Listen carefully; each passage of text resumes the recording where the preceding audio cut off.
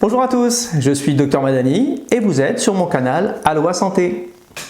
Dans cette vidéo aujourd'hui, je vais vous parler des œufs.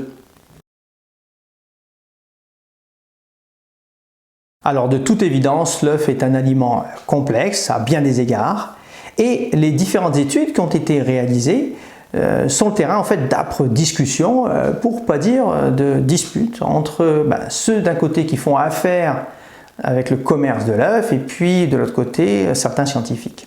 Alors, à la lumière des différents articles que j'ai pu lire, eh bien, je vais vous dire un petit peu mon avis sur le sujet. On sait depuis longtemps maintenant que les œufs contiennent beaucoup de cholestérol, 213 mg par œuf. 60% de l'apport calorique de l'œuf provient de ce qu'il contient, c'est-à-dire les gras, et que ce gras est représenté dans la majorité, par des acides gras saturés. Alors, les recommandations en apport journalier de cholestérol sont de moins de 300 mg par jour pour éviter le risque cardiovasculaire, mais ce chiffre en fait il descend à 200 mg par jour pour les personnes qui sont déjà en excès de cholestérol, qui ont déjà un problème d'hypercholestérolémie. Alors, on se rend vite compte qu'un seul œuf, dans ces conditions, ça peut facilement nous faire dépasser la limite supérieure acceptable en termes de risque cardiovasculaire, et il apparaît tout à fait logique en fait de consommer raisonnablement les œufs. Alors ça c'est quelque chose qu'on savait depuis longtemps. Mais par contre, ce qu'on sait moins, et c'est la raison d'ailleurs de cette vidéo, c'est que l'œuf contient une certaine substance qu'on appelle la choline, et qui, sous l'effet de certaines bactéries intestinales qui sont surtout présentes en grande quantité chez les personnes qui mangent beaucoup de viande, cette choline va se transformer en TMAO, qui est le triméthylaminoxyde, qui est responsable de plusieurs effets néfastes sur notre corps. Il favorise l'oxydation du mauvais cholestérol, le LDL, en quelque chose d'encore plus mauvais, le LDL oxydé.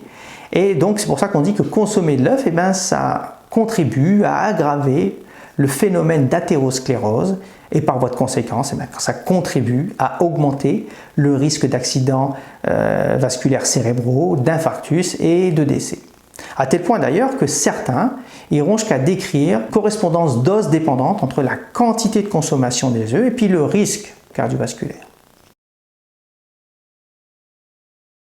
Alors c'est pas tout avec ce fameux TMAO, il augmente également le taux d'inflammation globale de notre corps, ce qui favoriserait la progression de cancer.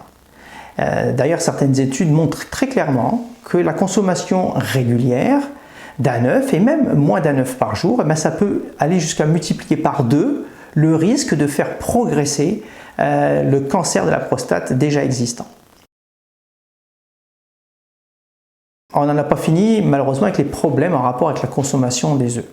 On sait, chaque année, les œufs sont incriminés dans des cas d'intoxication alimentaire à salmonelle. Alors vous allez me dire, je suis pas très cool avec les œufs, il doit bien y avoir quelque chose de bon dans les œufs pour qu'on en consomme.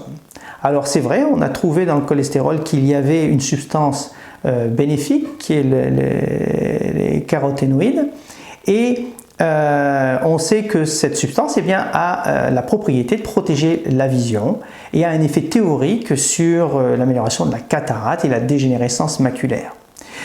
Cette substance également a la propriété de diminuer l'oxydation du cholestérol, ce qui est une bonne chose au vu de ce que j'ai dit précédemment. Mais en vérité, la quantité de caroténoïdes dans les œufs, elle est toute relative. Une seule cuillère à soupe par exemple d'épinards, ça contient autant de caroténoïdes que dans 9 œufs. Il a été estimé qu'il fallait manger plus de 40 œufs par jour pour obtenir la protection des caroténoïdes. Alors bon, vous en conclurez ce que vous voudrez, moi je ne vous dis pas de ne pas manger d'œufs, mais si au final vous me demandez, je ne peux pas dire que l'œuf soit un aliment santé. Déjà du fait de sa teneur en cholestérol, alors il contribue donc à augmenter les risques cardiovasculaires, mais j'y reviens pas. Mais également, et ça je ne l'ai pas dit auparavant, ça augmente le risque de développer un foie trop gras, ce qu'on appelle la stéatose hépatique, et qui nous savons maintenant est une cause majeure de cirrhose non alcoolique et de cancer du foie. Alors, ce n'est pas un aliment santé, puis ce n'est pas non plus un aliment sécuritaire, au fait du risque potentiel d'intoxication alimentaire, d'une part, mais également par son rôle dans la progression de certains cancers, comme le cancer de la prostate. Alors voilà, bon, j'espère que je ne vous ai pas trop coupé l'appétit avec ce que je viens de dire, mais j'avais trouvé que ce que j'avais lu était intéressant et que ça méritait d'être partagé en toute simplicité. Alors, c'en est fini avec cette vidéo, j'espère que ça vous a intéressé, et puis moi je vous dis à bientôt pour une prochaine vidéo. Bye bye.